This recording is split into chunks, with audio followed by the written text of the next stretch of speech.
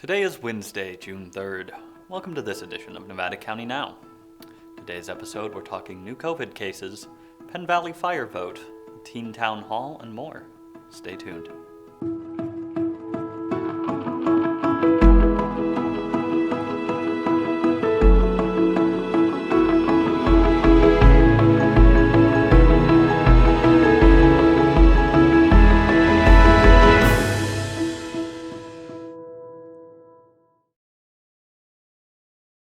Hello and welcome to Nevada County Now. I'm your host, Cole Pettit.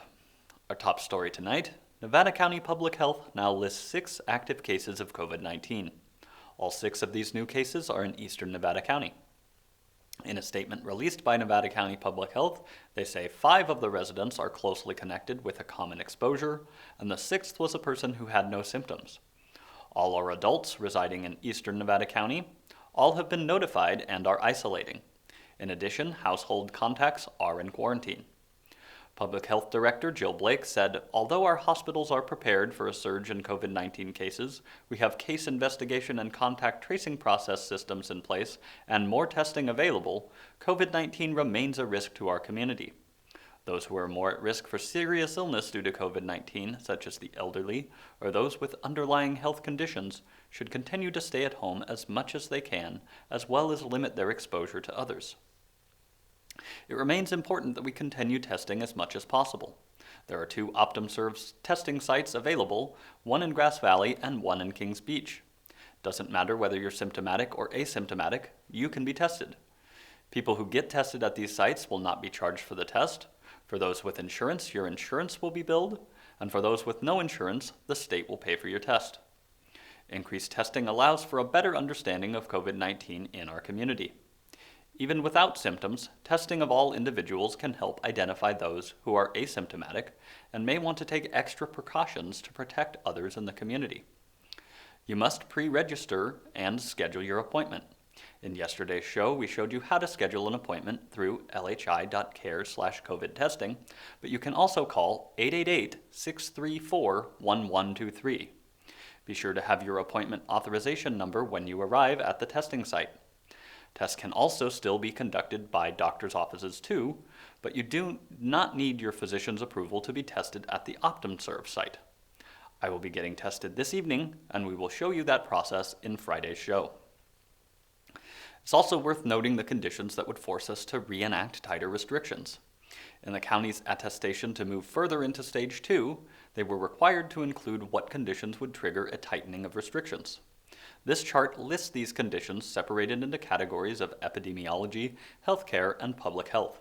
It includes such things as a significant increase in new cases over 3 consecutive calendar or workdays in the context of no substantial increase in testing, more than 4 unlinked chains of transmission in a 14-day period, or 10% or more of systematic contacts fail to get tested or get tested in more than 48 hours of symptom onset.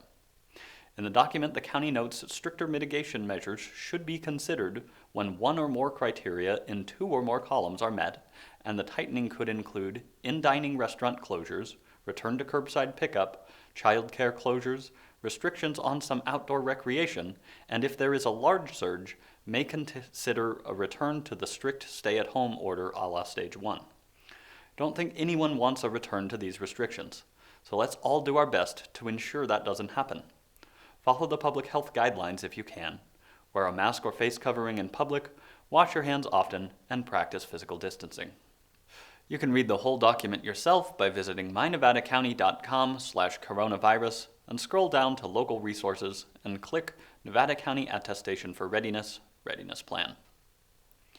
Yesterday evening was the deadline for Penn Valley Parcel owners to cast their parcel assessment ballot, which will determine whether the Penn Valley Fire Protection District will get the funds to hire and retain an additional 6 firefighter paramedics to reduce response time. Today, the League of Women Voters of Western Nevada County and a representative of Penn Valley Fire will collect the ballots being held at Penn Valley Post Office. Ballots will be sorted and given to the Nevada County Sheriff's Office for safekeeping until Saturday morning when they will be tabulated. They expect to announce the results late Saturday afternoon. The county, in partnership with UBNet, is hosting another town hall, this time focusing on teens in our community. It takes place tomorrow, Thursday, June 4th, from 12 to 1.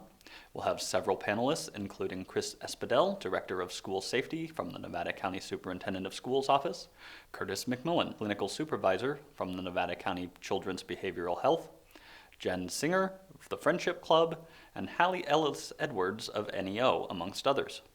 This event will be live streamed on YouTube. Send your questions in advance to townhall@ubanet.com. To register to participate, visit the county's Facebook page. At the Union this week, we're looking into how this pandemic has affected our schools and how they are dealing with it. Let's continue with my interview with Union reporter Sam Corey. And so from who you've been talking to, what do the cuts look like, or is there any sort of across the board plan for that, or is it sort of more school district to school district how they're trying to deal with that? It is. I mean, these are done. These budgets are done by the school boards and done by administrators who work with the school boards, principals, superintendents, what have you. Or I shouldn't say principals, but superintendents. They it does. So it does look different per school district. However, again, Darlene Waddle has a few recommendations that when I talk to administrators, they're like, yeah, these sound really good. They are first, if you have open positions, just don't fill them. If you can, make cuts of hours before you make full-on layoffs. And then when you do have to make layoffs, cut as far away from the classroom as possible. Try not to affect teachers and students like learning that process. You want to keep the classroom intact so you don't sort of disadvantage kids. You want them to be able to keep learning and growing as they were in any other time.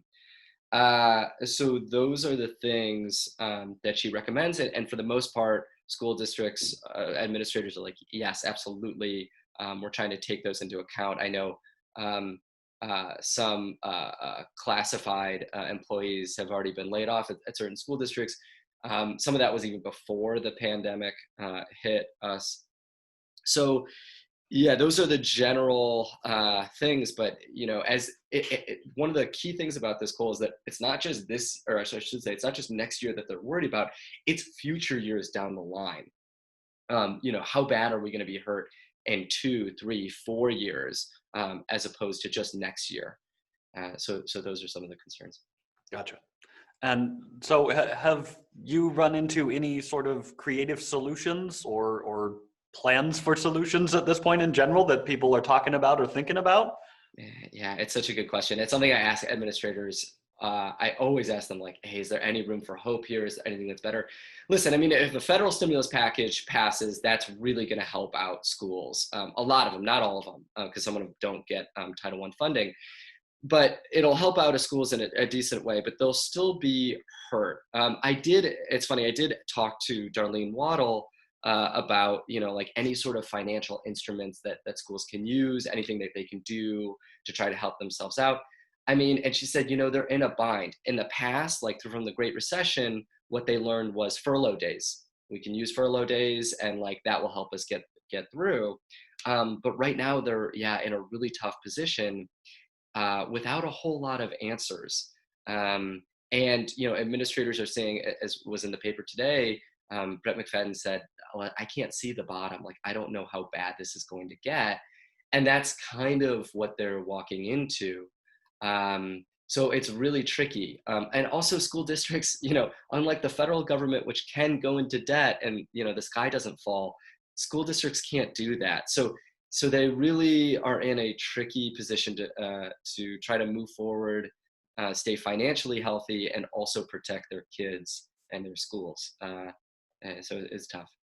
Gotcha. Yeah. So it sounds like in a lot of ways, just like with much of the rest of us, they're in this weird sort of waiting game, trying to see what the large governments are going to do, whether that's the state or at the federal level or anything. Is that true?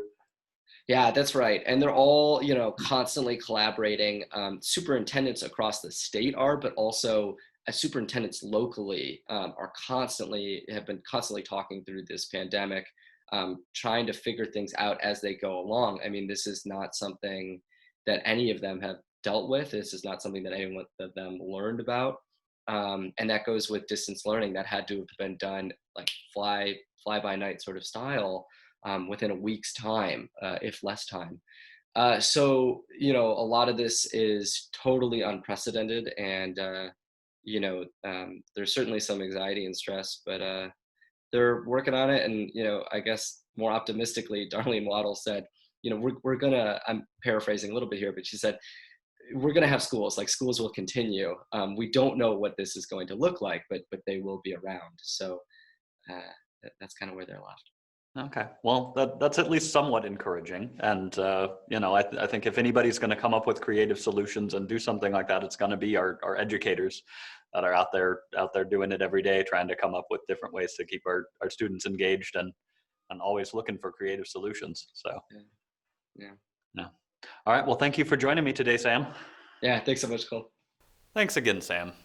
Be sure to visit theunion.com to read his articles. He's written several this week covering multiple aspects of this topic.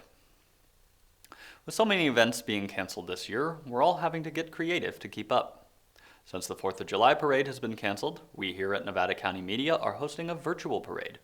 We will be filming over 2 days to keep the number of people down to ensure every participant's safety. If you're interested in participating, visit our website, nevadacountymedia.org, to get all the details. We'll leave you tonight with some footage of last year's parade, which we filmed and produced. Be sure to join us on the 4th to enjoy the celebration. And remember, stay safe, take care of each other. We'll see you tomorrow. Oh, I thought he was carrying a trumpet, but now I can hear it's a bell. And he doesn't seem that sad to me for a crier. You would think a crier would be emoting a lot more. Oh. $5. $5. 5,000 for militarians here in Whitewater Willie. And here comes Whitewater Willie. Whitewater Willie. Whitewater Willie. Now, the Rotarians are going on for a second here, Wendy. Yeah. Thank you. Also Thank going you. to the Orange Theme, actually. And boys, Yeah. What is that? Union Hill School Marching Band. All right, Union Hill. Director. Also on board is her grandmother, the 1979 World Frisbee Champion and Gold Country Yacht Club's Vice Commodore, Teresa I tell Gammon. you, once you're the World Frisbee champion, I think it goes downhill. Where do you go from there? Where do you go? Can we take this? Let's hear it for the Nevada County Democrats. Please go to... Oh, the dinosaur! Look at that Upcoming events. dinosaur. I've been involved. $2 fighters, but they actually won't be bonding. Okay. I'm That day. very glad to know that. I am right over the flight path of the airport. I would be very nervous. Vintage and...